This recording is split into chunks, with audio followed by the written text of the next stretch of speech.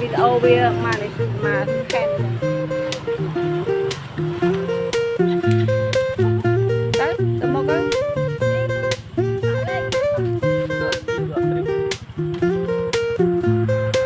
tao một cái tao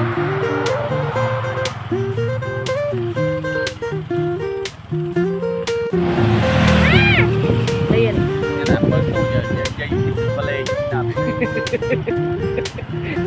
lần này đây lên cái tờ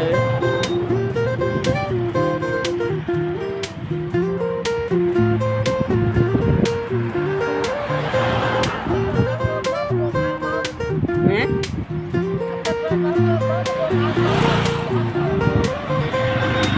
ngay chan đấy bầm bò rồi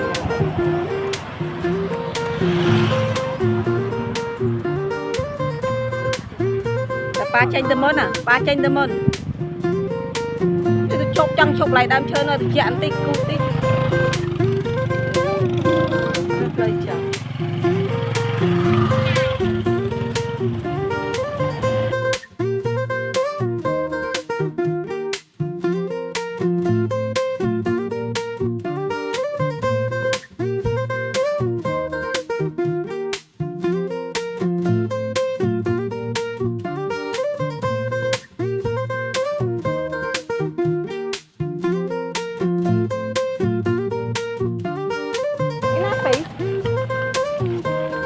nổ mà này đào bậy vì kế ăn dây phóng bà rồi